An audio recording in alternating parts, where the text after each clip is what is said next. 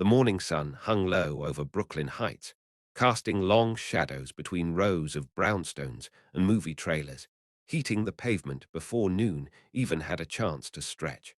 The set of John Wick buzzed with its usual energy, cameras being packed away, cables coiled like sleeping snakes, grips and lighting crews wiping sweat from their brows.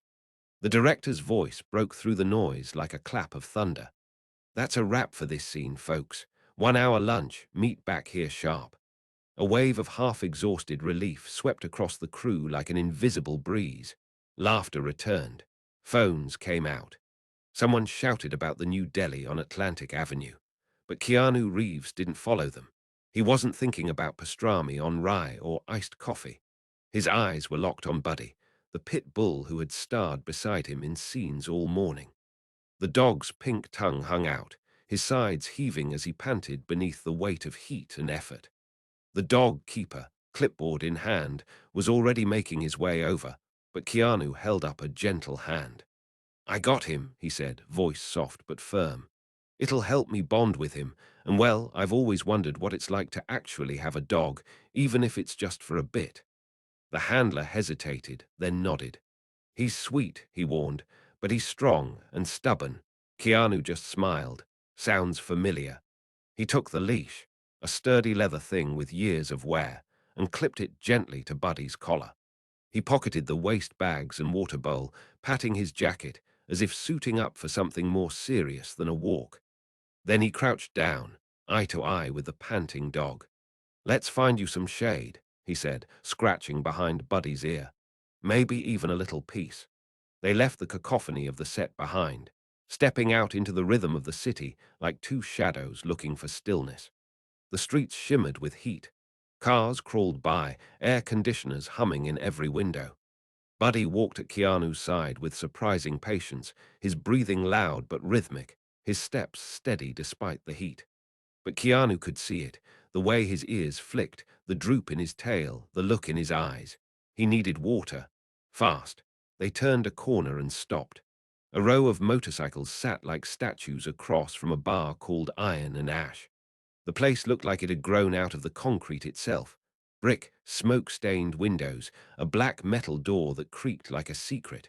A biker bar, no doubt about it. Loud laughter spilled from within. The sound of boots on hardwood. Keanu was about to turn back when he spotted it. Nestled between two Harleys, half shielded by rusted trash cans, was a public water fountain. "Good boy," Keanu murmured as they crossed the street. He pulled out the collapsible bowl and filled it with cold water. Buddy drank deeply, slurping like he'd discovered the ocean. Keanu stood back, watching, grateful. He barely noticed the man approaching until a voice broke in, a low, raspy tone. "Nice pit," the man said. Tattoos snaked up his arms, his leather vest faded with time. "People judge M wrong, like they do us." Keanu looked up, nodded. "Yeah, loyalty's like that. People don't see it till they need it." The man chuckled and walked away.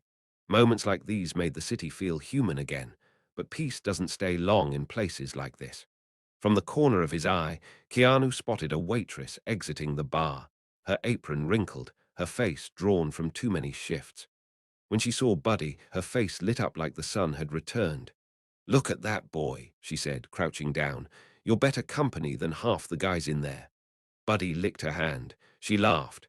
For a moment all was calm, then yelling. The same waitress, now standing firm in front of a group of towering men, their jackets crested with snarling tiger patches. "I told you yesterday," she snapped. "You're banned. After what happened last time, the boss made it clear." One of them stepped forward, huge and shaven-headed. "Move, sweetheart, or we move you." Her chin didn't waver, but her fingers curled into fists. Keanu hesitated. He wanted to help. But Buddy was still vulnerable, still recovering. Before he could decide, more bikers spilled out of the bar, others, dressed similarly but different. They moved toward the waitress, forming a wall. "You heard her," one said. "Leave." Keanu turned. It wasn't cowardice. It was calculation. He gripped Buddy's leash tighter, pulled him close, and walked away. As they slipped down the block, he glanced back once and saw the man with the tiger vest still watching him. They walked for blocks, Buddy's breathing easing. the city softening around them. They found a small cafe nestled between a bookstore and a florist, its patio strung with soft lights that looked like stars in the daylight. Keanu picked a quiet table in the shade, unhooked Buddy's leash, and patted the seat beside him. The dog jumped up without hesitation, tail wagging. "You've earned a break," Keanu whispered. A waitress named Maggie came by. Friendly eyes, quick steps. "He's a gentleman," she said, petting Buddy. Keanu ordered coffee, a steak sandwich, and an unsalted steak for his companion. As he read through his lines, Buddy dozed beside him, safe and calm, until a shadow fell across the table. "Filthy animals," someone muttered. A boot lashed out. Buddy yelped. The patio exploded. Keanu was on his feet in a flash, his chair skidding back. His eyes locked onto the man, bearded, heavy vest bearing that same tiger emblem. "What the hell do you think you're doing?" Keanu growled. The man sneered. "Control your beast, or we will." Keanu stepped in front of Buddy, eyes never leaving the biker. "He didn't attack, you did." The man spat at the ground. "Coward dog, coward owner." Keanu's fist clenched around the man's vest, but he stopped himself. He didn't want this to turn into something worse. Maggie appeared, food in hand, her face pale. The biker stepped back, muttered a final threat, "You'll pay for this," and disappeared into the crowd. But not before feeding Buddy a poisoned piece of meat. Buddy whimpered. At first, Keanu thought it was the leftover tension, the echo of the biker's boot, the lingering smell of testosterone and smoke. But then the dog's body stiffened. His tongue lolled unnaturally, his front legs twitched. Keanu dropped the last bite of his sandwich and reached out. "Buddy," he whispered, leaning closer. The dog coughed once, then again, sharp, guttural, not natural. His eyes glazed. His body slumped. He let out a sound that wasn't pain exactly, but panic. Keanu was already out of his seat, kneeling beside him. "No, no, no. Look at me, Buddy. Look at me." Maggie rushed forward, a glass of water in her hands. Another waitress, younger, trembling, stammered. "He just ate something. A man fed him a sausage while you were inside. He had a patch, a mohawk." Keanu didn't wait to hear the rest. He cradled Buddy in his arms, heavy, lifeless, and yet breathing, shallow but there, still there. "How far is the nearest vet?" Keanu asked, his voice steady but his eyes burning. "3 blocks, Maggie said, already pulling out her phone. "Turn left at the corner. Big blue sign." Keanu didn't say thank you. He just ran, down the sidewalk, past windows and horns and startled faces. He didn't feel the weight of the dog. He didn't feel the burn in his legs or the cramp twisting under his ribs. All he knew was the limp body in his arms and the whisper in his mind screaming, "Not like this. Not him. Not now." The clinic doors burst open with a clang that echoed like gunfire. "He's been poisoned," Keanu shouted, holding Buddy out like an offering, like something sacred. "Please help him." Hands reached out. Scrubs moved fast. They took Buddy from him, rushed him behind swinging doors. Keanu stood there, chest heaving, hands twitching, blood roaring in his ears. A woman appeared, young, calm-eyed, clipboard in hand. "I'm Dr. Harper," she said. "We're doing everything we can." "Do whatever it takes," Keanu said. "Money doesn't matter. Just please save him." She nodded once, disappearing again. Time stretched. The seconds felt like raindrops in a drought, too slow, too distant. Keanu sat in the waiting room, elbows on knees, hands steepled beneath his chin. His mind replayed the moment, the biker's face, the boot, the smirk, the curse. "You'll pay for this." But Buddy had paid first. When the dog keeper arrived, breathless and pale, Keanu filled him in. Every word came out like a stone dropped in water, quiet, heavy, irreversible. "I need you to stay," he said.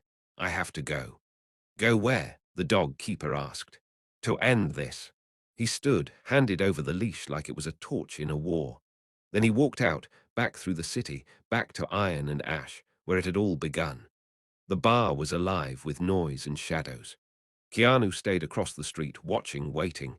His heart thundered, but his mind stayed clear. The tiger emblem, the leather, the sneers. This was more than a bar, it was a nest. He didn't go in, he made a call. "Hank," he said when the line picked up. "It's me. I need your help." The next 30 minutes were a blur of sirens and strategy. Police cruisers arrived without lights. Officers fanned out. Keanu watched from the shadows as they moved, precise, professional, silent like wolves. The doors burst open and iron and ash shattered. They found more than alcohol.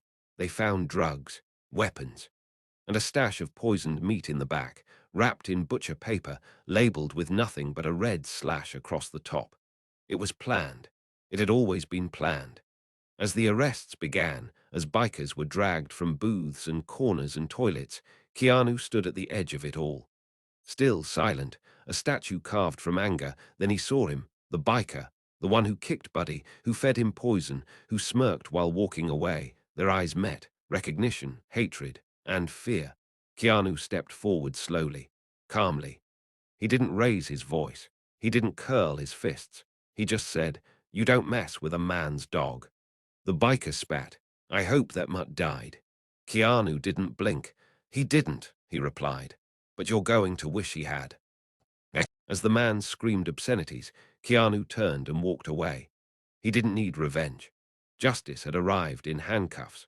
The sun was beginning its descent when Keanu stepped back into the veterinary clinic, its soft golden light slanting across the waiting room tiles like threads of quiet redemption.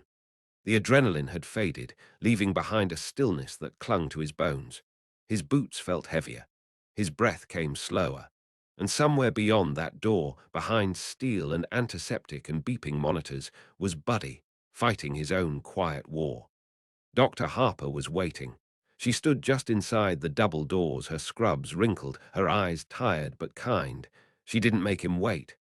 "Mr. Reeves," she said softly, "he's stable. The toxins are leaving his system. He's still groggy, and we'll need to monitor him overnight, but Buddy's going to make it." Keanu didn't speak. Couldn't. His throat locked, his shoulders sagged.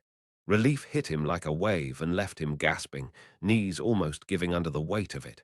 "Can I see him?" Dr. Harper nodded and led him through the hallway. The fluorescent lights above flickered softly. Somewhere, a cat meowed behind a door. In a quiet room near the back, a small enclosure had been set up, a padded bed, a heart monitor, an IV gently dripping into a line taped to a furry leg. Buddy was there, alive. His eyes fluttered open when Keanu stepped inside, tail giving a single weak thump. Keanu dropped to one knee beside the bed. "Hey," he said, voice raw. "You stubborn miracle." Buddy blinked at him, too tired to move, but his gaze was clear, trusting. And in that gaze, Keanu saw everything. The bond, the survival, the quiet, wordless gratitude between two beings who had just walked through hell and come out the other side. Dr. Harper gave them space. Time passed, not measured in minutes or machines, but in breathing, in stillness, in a man's hand resting gently on a dog's shoulder. Later that evening, Keanu stepped out into the Brooklyn air again. The streets had softened. The neon signs flickered lazily. Cars passed with less urgency. The city had exhaled. He checked his phone. Messages from the producer, from Hank, the sheriff. The news was everywhere now. Arrests, drugs, animal cruelty, the shutting down of iron and ash. But his name hadn't leaked. No cameras, no headlines about Keanu the hero. Just the truth hidden in the quiet. That something wrong had been stopped. That one dog had been saved. That a man who usually acted for cameras had acted instead for something real. The next morning, Keanu arrived at the clinic before they even unlocked the front door. Buddy was groggy but stronger. He stood wobbly but determined. His tail wagged 3 times. The dog keeper arrived soon after, holding paperwork and a look of awe. "He really pulled through," the man whispered. Keanu just nodded. He did. Back at the set, when they returned later that week, Buddy was a star in more ways than one. Everyone knew. No one said much. But the way they looked at Keanu had changed. The way they looked at Buddy had changed, too. He was no longer just a prop. He was someone. In a quiet moment between scenes, the director leaned over and said, "You two work better together now." Keanu smiled. "We've had some rehearsals." And when the cameras rolled and Buddy took his mark beside him, Keanu didn't have to act. He didn't have to pretend to care about the dog. He didn't have to fake the grief, The connection, the fierce protection. He simply remembered. The sidewalk, the boot, the poisoned meat, the run, and how Buddy looked at him in that clinic room, trusting him to fix it all. Some stories don't need scripts, they just need truth. And a man who knows, when it comes to loyalty, love, and justice, you never, ever mess with a man's dog.